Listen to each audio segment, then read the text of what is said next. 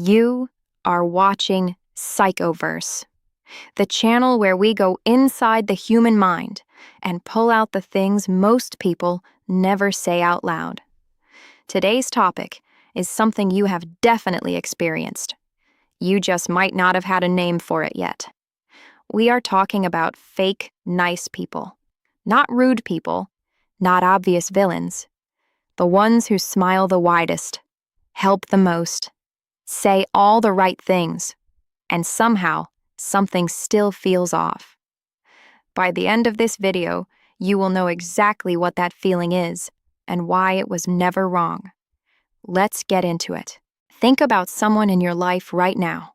Someone who is always helpful, always pleasant, never says anything cruel. Everyone around you loves them, but something about being around them leaves you feeling a little drained, a little unseen, like the warmth you received was somehow measured. You can't point to one specific thing they did wrong, and that is exactly the problem. Because fake nice people are not dangerous because of what they do. They are dangerous because of what they make you feel, without ever leaving any proof. Here is the first thing worth clearing up. Fake nice is not just someone being polite when they would rather not be. That is normal. Everyone does that. Fake nice is something more calculated. It is when someone uses warmth, helpfulness, and charm as a tool to shape how people see them, a tool to stay in control of a room without ever raising their voice. The niceness looks real. It feels real in the moment, but the motivation behind it has nothing to do with you. It is about managing perception, and most of the time, they do it without even fully realizing it themselves. People do not become this way randomly. For most fake nice people, this started as a survival strategy early in life. Maybe they grew up somewhere that punished honesty. Maybe showing real emotions brought consequences. So they learned to perform instead of feel. Over time, that performance became a habit, and that habit became a personality. By adulthood, they are no longer thinking about it. It is just how they move through the world, not always deliberately, but the impact on the people around them stays the same. Here is what makes this pattern so hard to detect. Fake nice people often genuinely believe they are good people. They are not sitting somewhere planning how to deceive you. They have just built an identity entirely around being liked. And that identity cannot afford a crack. Psychologists describe this as a person who has fused their self-worth completely with how others perceive them. Any moment of disapproval feels like a threat to their entire sense of self. So the niceness never turns off. Because turning it off, even for a second, feels like losing everything. So, how do you actually tell the difference? The clearest sign is how consistent they are in private. A genuinely warm person is roughly the same whether anyone is watching or not. A fake nice person is noticeably warmer when there is an audience. Watch how they talk about people who are not in the room. Watch what happens to their energy when you stop being useful to them. Watch how quickly the warmth adjusts the moment there is nothing in it for them. The niceness was always a transaction. One of the most disorienting things about fake nice people is the confusion they leave behind. You cannot point to a specific moment that was clearly wrong. Just a slow feeling that things are not adding up. That confusion is not accidental.